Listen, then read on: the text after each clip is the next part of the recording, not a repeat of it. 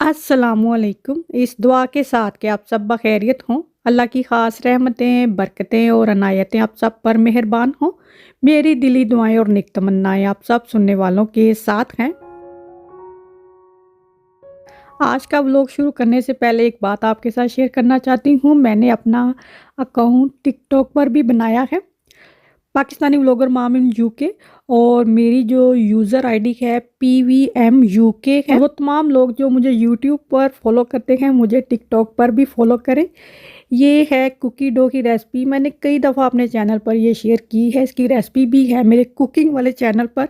ये मैंने टिकटॉक पर शेयर की एंड बिलीव मी, इसके अप्रोक्सीमेटली 100,000 व्यू आ चुके हैं और तकरीबन 1300 लाइक्स हो चुके हैं। ये सुपर डुपर हिट हो चुकी है टिकटॉक पर और सबको इतनी ज़्यादा पसंद आई। और मेरी रेसिपीज़ आप जानते हैं बहुत ज़्यादा प्रैक्टिकल होती हैं, क्योंकि मेरे समझाने का तरीका ही ऐसा है कि जिसने कभी कोई चीज़ नहीं ना ट्राई की होती, तो उसमें भी एक तरह से मोटिवेशन आ जाती है, वो उसको बना सकता है। और बहुत से लोगों ने पहली दफ़ा कुकी डो बनाई मेरी रेसिपी से और उनकी सही बनी।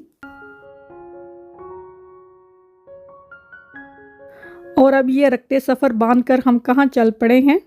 एडनबरा में रिसेंटली ओपन हुआ है एल्पाइन कोस्टर। तो पहले उसकी बुकिंग जो है वो नहीं मिलती थी, तो अभी उसकी बुकिंग जो है हो गई, तो हम वहाँ जा रहे हैं। काफ़ी टाइम से हमें शौक चढ़ा हुआ था वहाँ जाने का। कोस्टर है ये, और ये बना भी बड़ी अच्छी जगह पर है, पहाड़ी पर है। और यहाँ पर ये देखें, ये भी है पैराशूट।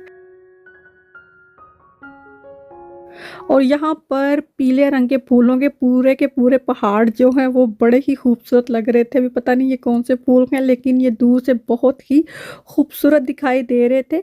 यहाँ पर बुकिंग पहले ही करवानी पड़ती है, जैसा कि मैंने पहले कहा। हमने ऑनलाइन बुकिंग की थी, तो हमारी जो टर्न थी वो 7 पीएम थी। तो फिर हम शाम को ही निकले कि इतनी देर पहले जाकर क्या करना है। और ऐसी खुली सी जगह पर थोड़ी सी ठंडक तो होती ही है, तो हम साथ अपने कोई जंपर वगैरह लेकर गए थे। और यहाँ पर बहुत ज़्यादा क्यू लगा हुआ था, बहुत सारे लोग यहाँ पर आए हुए थे। और ये इसका मॉडल सा है कि ये चलेगी किस तरह से, ये मैनुअली ही ऑपरेट होती है। दुआ सबसे ज़्यादा एक्साइटेड थी आने के लिए, और यहाँ पर आके ना उसकी मुकम्मल तौर पे अपनी निकल गई हुई है। दुआ को ऐसी जगह पर जाने का बहुत ज़्यादा शौक होता है, लेकिन ऐन वक्त पर आकर ना वो थोड़ा हेजिटेट हो जाती है या नर्वस हो जाती है। तो उसकी कोशिश थी कि हम बैठे ही नहीं इसमें, लेकिन हम इसमें बैठे। और जैसा मैंने कहा, ये मैनुअली ऑपरेट होती है, तो इसका एक पैडल सा है जिसको प्रेस डाउन करेंगे तो इसकी स्पीड फुल स्पीडों से, जैसे फराटों से ये भागती है। और ये मैं और बुरहान बैठे हुए हैं। मैंने तो इसको फुल स्पीड में चलाया ना, कि ज़ाहिर है इसमें आपने एक दफ़ा बैठना है, जितनी दफ़ा मर्ज़ी बैठे, लेकिन टर्न आपकी आई है तो इसको ज़रा फुल स्पीड से ही चलाएँ, तो एन्जॉय करें। मैं बुरहान बैठे थे, 2 लोग बैठ सकते हैं, 1 भी बैठ सकते हैं। और ईमान और फजर बैठी थी, तो दुआ काफ़ी ज़्यादा हो गई ना नर्वस सी, तो उसने कहा मैं अपने डैडी के साथ ही बैठूँगी। तो पहले मैं और बुरहान, ईमान और फजर बैठे, तो कैसर बाहर खड़े हमारा वेट कर रहे थे। तो जब हमारी टर्न ख़त्म हुई, तो फिर कैसर ने ये कोस्टर चलाई।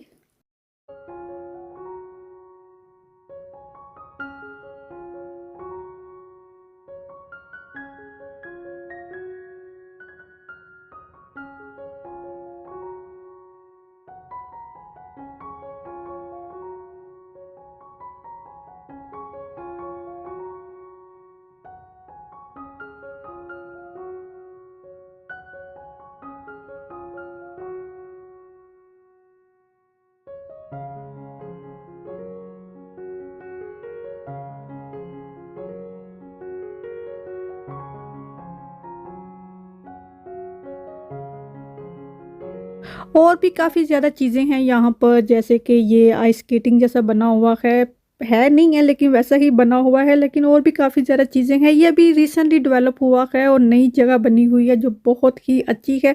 अब बारी है जी कैसर की। कैसर बैठ गए हैं यहाँ पर, और कैसर तो ऐसे जैसे सड़क पर टहल रहे हो। कैसर ये जब ऊंचाई को जाती है तो बहुत ही स्लो चलती है, फिर एकदम से ये नीचे को आती है और इसकी स्पीडें स्पीडें होती है। देखे कैसर कितनी स्लो चल रहे हैं, और कैसर के पीछे पूरी जितनी लाइन थी ना वो लग गई, और कैसर ने बहुत ही स्लो चलाई। हम जब माल्टा गए वहाँ पर घोड़ा गाड़ी में बैठते वक़्त दुआ ने वो रोला डाला, एक दफ़ा दुआ बैठ गई तो फिर के बस अब मैंने इसी पे बैठे रहना है, दुआ का यही होता है।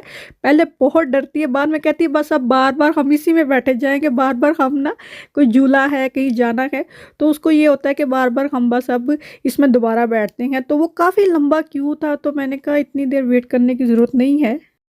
कैसर ने नया रिकॉर्ड कायम कर दिया यहाँ पर। कैसर ने राइड जो है उसको इतना स्लो कर दिया कि कैसर के पीछे जितनी राइड थी वो सारी स्लो होगी। उन्होंने पहले ही कहा था अगर आपने अपनी राइड स्लो की तो आपके पीछे जितनी राइड होगी वो सारी स्लो हो जाएगी।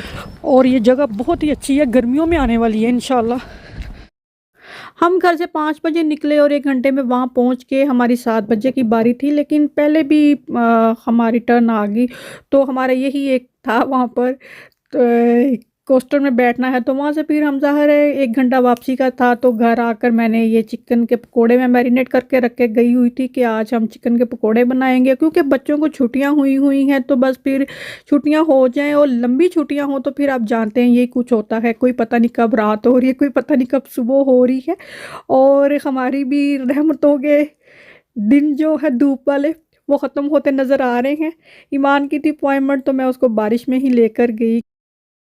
अच्छा, मुझसे किसी ने पूछा ओवन के टेम्परेचर के बारे में कि ओवन का टेम्परेचर कैसा होना चाहिए। तो ओवन का टेम्परेचर जो है वो रेसिपी के अकॉर्डिंग ही होगा।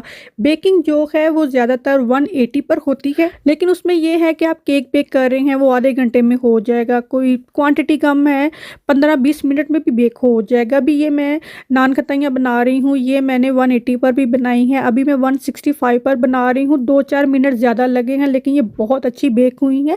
तो 165 डिग्री पर आप केक बेक करेंगे, भले उसको 10-20 मिनट ज़्यादा लग जाएंगे, लेकिन जो केक का बेकिंग का रिज़ल्ट है वो प्रोफेशनल होगा, केक ड्राई नहीं होगा चाहे 4-5 दिन पड़ा रहा हो। और बाकी जो पास्ता वगैरह बेक करना है तो वो कुक ही होगा, तो आप उसको ग्रिल करेंगे ना। जैसे लजानिया है 190 पर उसको बेक किया जाता है, फिर उसको थोड़ा सा ग्रिल किया जाता है। और पिज़्ज़ा के लिए भी मैक्सिमम टेम्परेचर होता है 250, मेरा ख्याल है मेरे ओवन का 250 है मैक्सिमम। पिज़्ज़ा के लिए भी 250 होगा, तंदूरी चिकन या चिकन टिक्के के लिए भी मैक्सिमम टेम्परेचर होता है। और बेकिंग के लिए ज़्यादातर 180 ही होता है, लेकिन आप 180 से कम भी रख सकते हैं, 170, 65 तक भी, 150 तक भी बेकिंग हो सकती है, बस टाइम ज़्यादा हो जाएगा। तो ये चीज़ होती है। तो जो रेसिपी का टेम्परेचर है आपने ज़ाहिर है उसी को फॉलो करना है। तो ये वो नान खताइयाँ हैं जो मैंने रमज़ान के लिए बनाई थी, ये काफ़ी ज़्यादा थी, तो थोड़ी-थोड़ी करके मैं बनाती रहती हूँ जब भी जी चाहता है। तो क्योंकि एकदम सारी बनाकर रख दें तो वो खाई नहीं जाती हैं, तो थोड़ी-थोड़ी मैं बना लेती हूँ, तो हम खाते रहते हैं।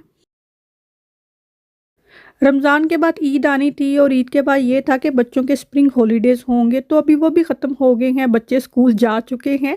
तो अभी नेक्स्ट पड़ाव जो है वो गर्मियों की छुट्टियों पर है और बड़ी ईद पर है, क्योंकि जून के स्टार्ट में बड़ी ईद है और जून के एंड में होगी बच्चों को छुट्टियां होंगी। और ईद और छुट्टियों के दरमियान में ही हमने जाना है हॉलीडेज़ पर इस्तांबुल ही। इंशाल्लाह हम इस साल भी जाएंगे, क्योंकि लास्ट ईयर हम पहली दफ़ा गए थे, तो हमने सोचा हम कहाँ जाएं, तो बच्चों ने कहा हम इस्तांबुल ही जाएंगे, क्योंकि वो मुस्लिम कंट्री है और बहुत ही अच्छी जगह है, फैमिली विज़िट के लिए बहुत बहुत अच्छी जगह है।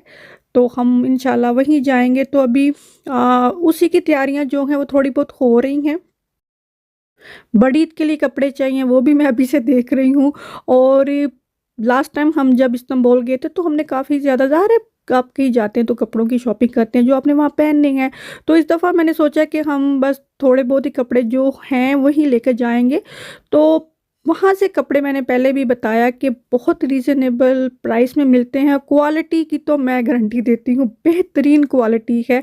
हम इतनी चीज़ें वहाँ से लाए, कहवे अभी तक वैसे के वैसे पड़े हैं, इतनी ज्वेलरी हम वहाँ से लेकर आए, थोड़ी बहुत पहनी होगी वैसी की वैसी पड़ी है, लेकिन जो कपड़े हम लेकर आए हैं ना वो हमने पहन पहन के, वो पंजाबी में कहते हैं ना हंडाल है ना, वो हमने वो हंडाल लिए हुए हैं। तो इंशाल्लाह कपड़े हम फिर वहाँ से जाके ख़रीदेंगे, क्योंकि वहाँ के कपड़े बहुत ही अच्छे हैं क्वालिटी वाइज और प्राइस वाइज। तो आज मैंने आपसे कहा कि आपने मुझे टिकटॉक पर फॉलो करना है और जो मुझे फॉलो करेंगे मुझे ज़रूर मैसेज करके बताएंगे हमने आपको टिकटॉक पर भी फॉलो कर लिया है। ये केक मैंने फ्रूट केक बनाया है, लेमन फ्रूट केक, तो मैं टिकटॉक पर इसकी रेसिपी शेयर करूँगी। पहले भी कई दफ़ा मैंने बनाया हुआ है। तो आज का व्लॉग बस यहीं तक है। अच्छा लगा है यकीनन तो थम्स अप बटन लाजमी प्रेस किया करें, ना कंजूसी किया करें। अपना और अपनों का ख्याल रखें। अल्लाह हाफिज़।